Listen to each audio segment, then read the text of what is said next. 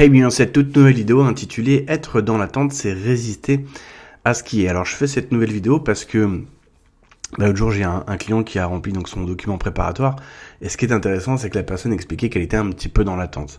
Et puis au téléphone je lui dis être dans l'attente, c'est résister psycho-émotionnellement parlant à ce qui est. Et ce qui est, c'est donc ta situation actuelle. Et la situation actuelle de toutes les flammes jumelles, c'est j'aimerais avoir cette relation, mais je l'ai pas. Ou alors, la relation, je l'ai pas, mais j'aimerais me sentir bien. Mais en même temps, j'espère que l'autre y revienne. Du coup, je suis un peu dans l'attente. Et je vais te le dire tellement clairement comme je le pense, être dans l'attente, c'est attendre du vent. Alors ça va te plaire, mais malheureusement, c'est comme ça. Et donc, être dans l'attente, c'est résister à ce qui est parce que ce qui est, c'est-à-dire la situation factuelle et actuelle, c'est que t'as pas ce que tu veux. Et ça, c'est l'état des lieux, en fait, si tu veux. Faut que tu veuilles pas, de toute façon, c'est comme ça. J'ai envie de te dire que tu sois d'accord ou pas, t'as pas le choix. T'as pas ce que tu veux. Et le problème, c'est que psycho-émotionnellement parlant, on va résister à ce qui est. Donc, je résiste à la situation qui me montre que je n'ai pas ce que je veux, mais je choisis de continuer de vouloir ce que je veux. Et donc, pour ça, donc en gros, je choisis de ne pas lâcher prise sur ce que je dis vouloir. Et donc, je vais trouver une sorte de... un peu comme sur la route, quoi. Tu vas aller tout droit, mais il y a un détour parce qu'ils font des travaux. Donc, du coup, je vais prendre un détour qui va s'appeler garde la foi. Sois patient. C'est un parcours long. Je suis dans l'attente. Je suis devenu un éveillé spirituel. Non, t'es perché. Parce qu'en fait, la réalité des faits ne te convient pas. Et au lieu de dealer, c'est-à-dire de faire face à ce qui est, et donc de reconnaître ce qui est, d'être dans l'acceptation de ce qui est, eh bien tu trouves un détour. Et ce détour, en fait, ça va être une sorte de... je vais travailler sur moi, comme ça l'autre y reviendra, parce que j'espère que... Alors c'est pas que celui-là le détour, mais ça c'est un des détours, du coup en gros je patiente et je suis dans l'attente. Mais le problème c'est qu'être dans l'attente, c'est continuer de vouloir ce qui ne vient pas. Et ça va beaucoup plus loin que ça en fait, parce que ça veut dire je continue de vouloir ce qui ne vient pas. Et donc intérieurement parlant, ça veut dire je continue de me renier ou de renier des parties de moi-même puisque je continue de choisir de me placer dans une situation où pour être pleinement heureux, cela dépend de la présence de l'autre. Sauf que l'autre, il reviendra ou reviendra pas, on sait pas. Enfin si, on sait, ils reviennent pas. Je suis désolé de te casser ton rêve, ils reviennent pas. Et quand ils reviennent, c'est pas pour du sérieux, quoi. Donc en fait, je choisis de continuer de vouloir quelque chose qui ne vient pas, tout en espérant qu'un jour ça viendra. Et pendant que je suis dans ce processus, je me retire moi-même le pain de la bouche. Puisque j'accepte de continuer de nourrir une ligne de code intérieur qui dit tel que je suis incomplet, je suis imparfait, en gros je peux pas être pleinement moi en fait seul quoi. Du coup il va me falloir telle ou telle personne. Et ça, ce que je viens de te dire là, c'est dans 100% de tous les chasers. Hein. Tous ceux que j'ai en coaching depuis 4 ans, dès qu'on va commencer à creuser de ce côté-là, c'est ce qu'on retrouve. Et d'ailleurs, même ceux qui ont fait un travail sur eux-mêmes depuis 2-3 ans, etc., notamment cette personne-là, qui est venue il y a quelques jours, eh bien, à un moment donné, on pourrait dire son bateau est amarré au port de la flamme jumelle, on va dire ça comme ça. Elle a peut-être enlevé des résistances, des doutes, des croyances, etc., mais il y a le dernier amarre qu'elle veut pas toucher. C'est l'amarre de l'autre, c'est mon autre. Or, c'est exactement celui-là qu'il va falloir enlever, puisque c'est celui-là qui te retient au port. Le port de... tel que je suis incomplet, je suis imparfait. Du coup, j'ose pas être pleinement moi par moi-même, tu vois. Je pourrais, mais j'ose pas. Parce que, en fait, la vérité, c'est qu'on en est là. Hein. C'est je pourrais, parce que je suis, en fait, déjà complet, ou parfait, ou entier, ou peu importe le mot que tu mets derrière, mais j'ose pas me montrer comme ça, pleinement, juste parce que je le vaux bien. Donc, il va me falloir une béquille, un soutien. Et ça, c'est une programmation qu'il y a dans tous les chasers et qui provient de l'enfance.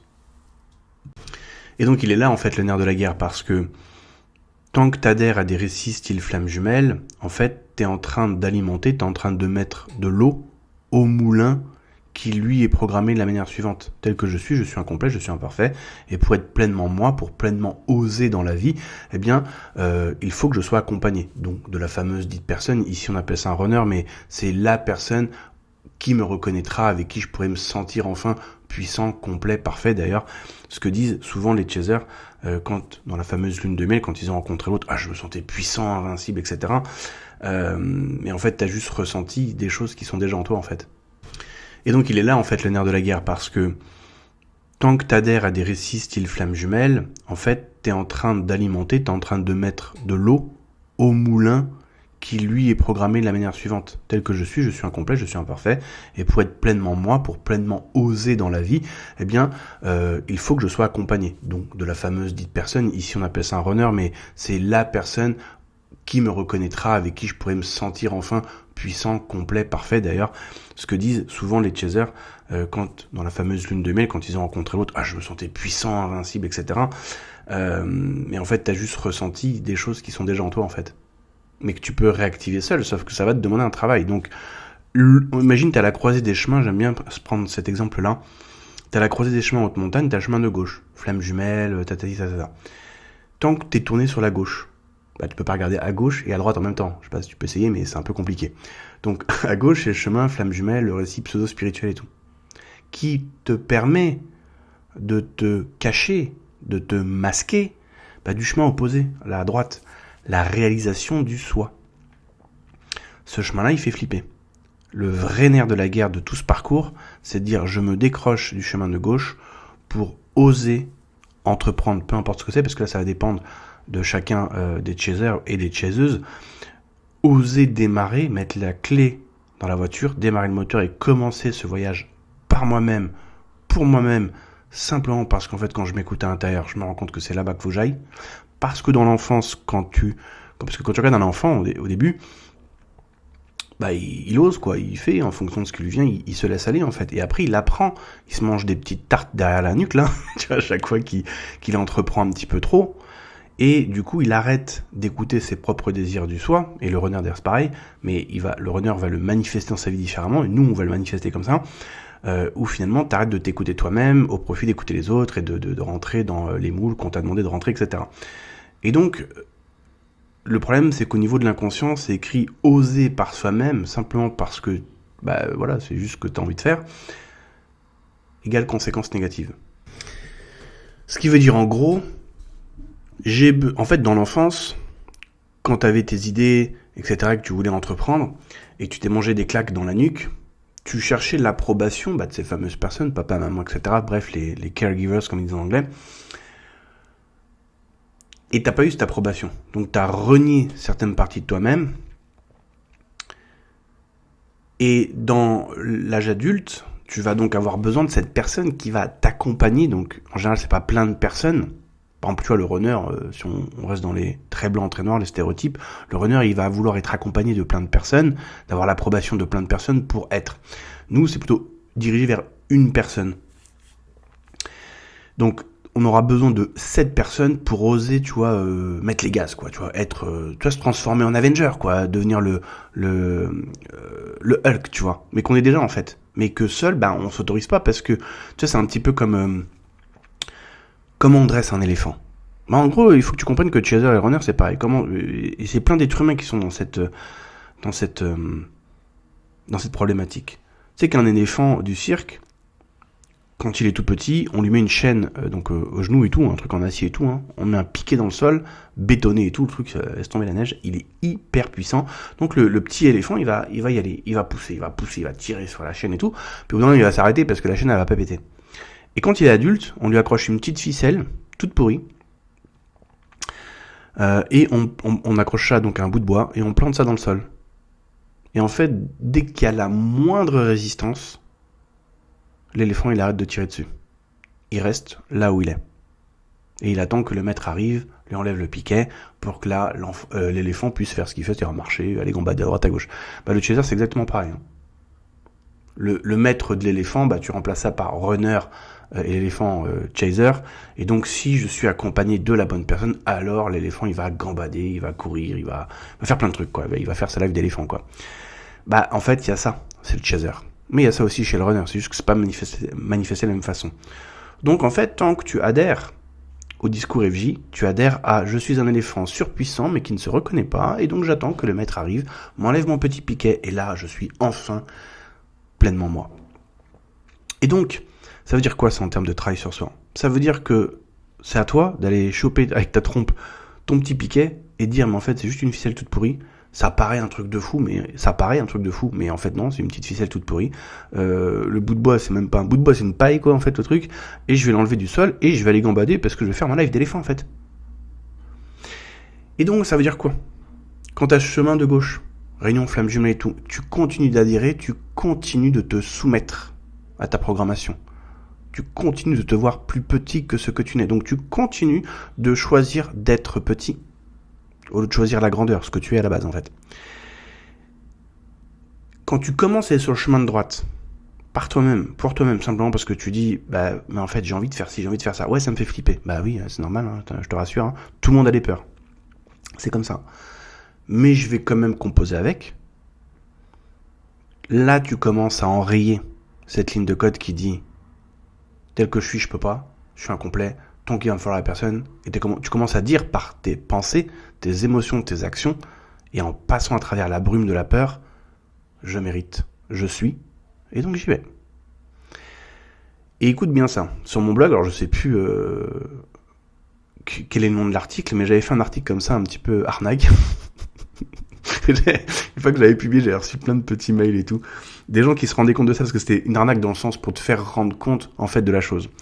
J'avais écrit un truc, je sais pas quoi, quand le runner revient, je sais pas quoi, et à un moment donné, je fais un exercice comme ça à la fin de l'article, je dis, écoute, joue le jeu, imagine là, t'es en réunion flamme jumelle, ressens l'énergie, quoi, tu te sens, l'éléphant, quoi, ouais, t'es chaud patate, t'es invincible et tout, ton runner revient, il te regarde dans les yeux, je t'aime, tu es mon chaser, blablabla, et toi t'es chaud patate, tu vois, et là je te dis, écris, tout ce que tu ferais, quoi, tout ce que t'aimerais être, faire et avoir, quoi, t'es en réunion, ça y est, t'y es et tout, vas-y, Et il y a des gens qui ont joué le jeu et qui m'ont écrit après, parce que ça c'est l'étape 1.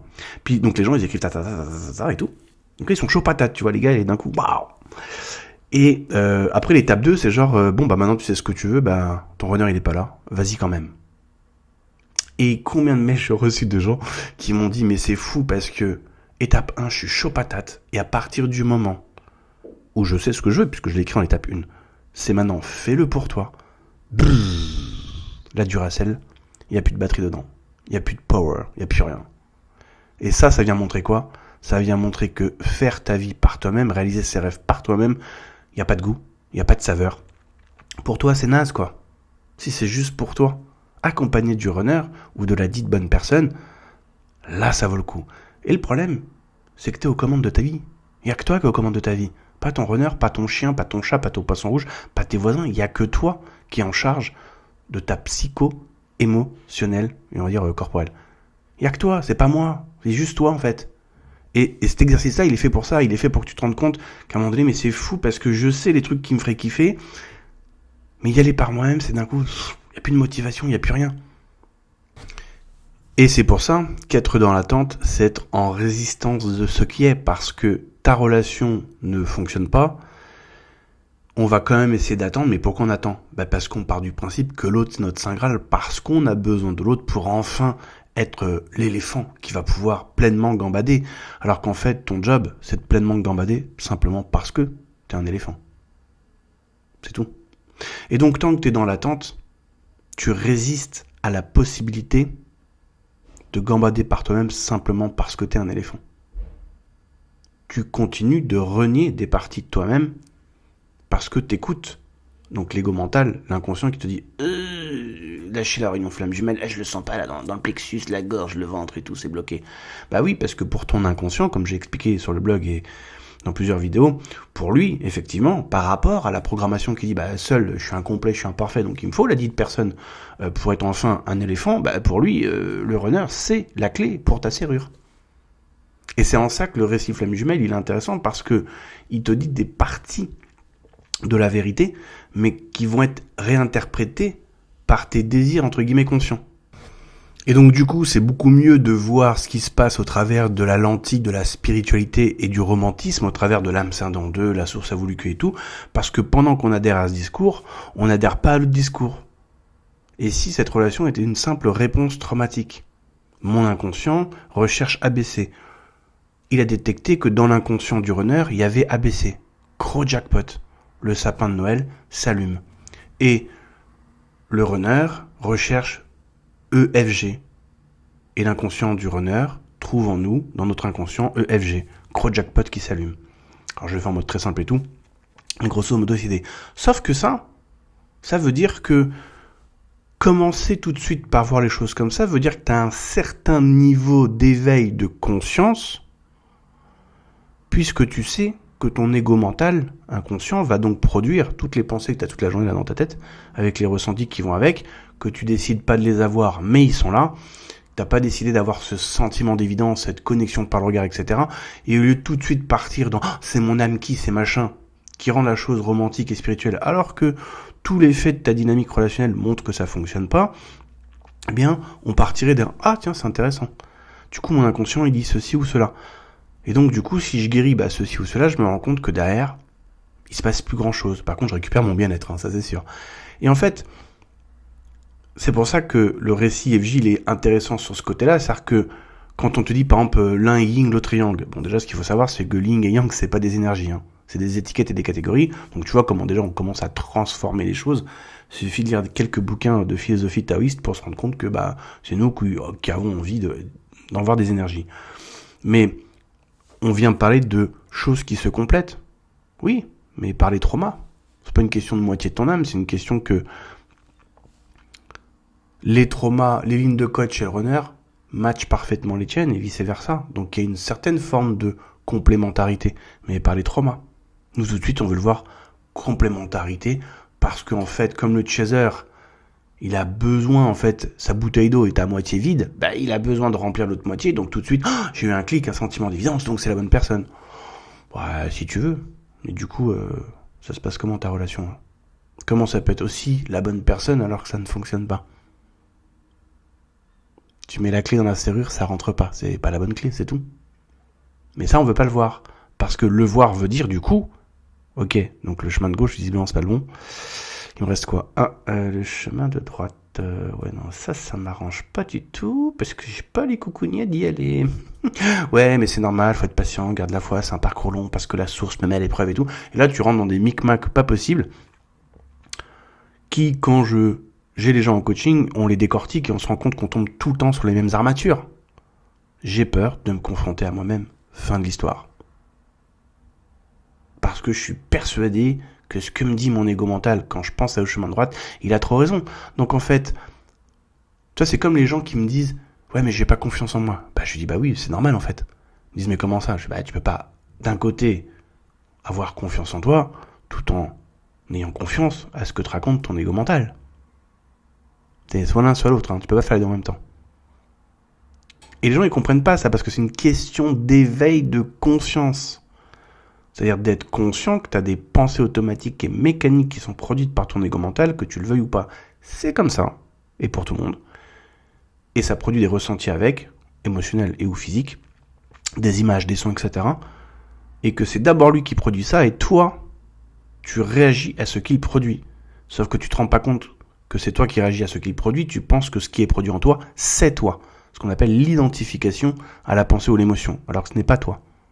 Toi, tu peux produire tes propres pensées si tu veux, mais la majorité du temps, par exemple, quand tu fais une méditation, toute simple, tu mets un petit timer, 30 secondes. 30 secondes, c'est pas énorme. Tu fermes les yeux, tu dis, pendant 30 secondes, je ne pense à rien. Tu vas voir, c'est compliqué. Tu vas avoir une pensée, un truc, en disant, tiens, c'est bon, ça fait combien de temps que je n'ai pas pensé à quelque chose? Là, tu viens de penser à quelque chose. Tu viens de penser au fait que ça fait combien de temps que tu n'as pas pensé? Ou tu vas avoir une image, ou tu vas te rappeler un truc d'hier, ou tu vas penser, ne serait-ce que pendant une micro-fraction de seconde, à ce que tu vas manger à midi. T'as eu des pensées, mais t'as choisi de pas penser. Mais tu penses quand même. Voilà, tu viens de découvrir ton générateur de pensée. Et le truc, c'est que tout le travail de guérison, il consiste à se rendre compte des pensées qui sont générées mécaniquement et automatiquement par l'ego mental, c'est-à-dire une partie de toi. C'est toi qui as la main, et pas lui.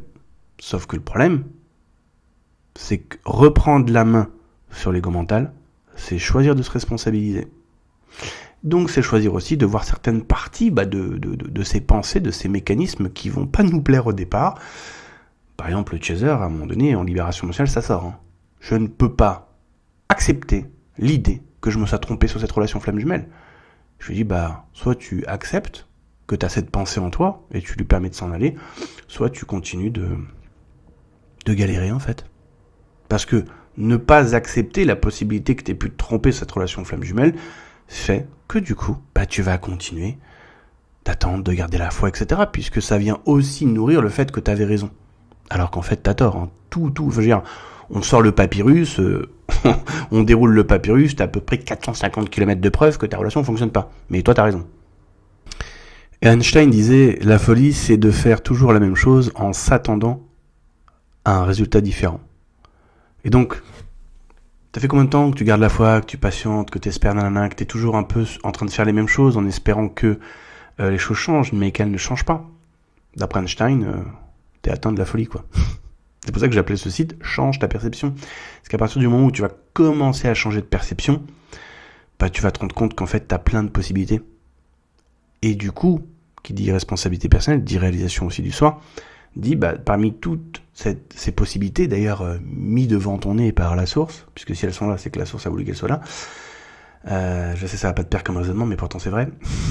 Tu peux pas te gratter l'oreille si la source a pas prévu que tu puisses te gratter l'oreille. Et voilà. Si on peut voler avec un avion, c'est que la source a créé les lois mathématiques qui font que c'est possible, sinon tu pourrais pas. Du coup, si tu peux changer de perception, c'est que la source a prévu que tu puisses le faire. Et elle a prévu aussi que tu aies le choix de le faire ou de ne pas le faire. Du coup, si ça doit se faire, ça ne tient qu'à toi.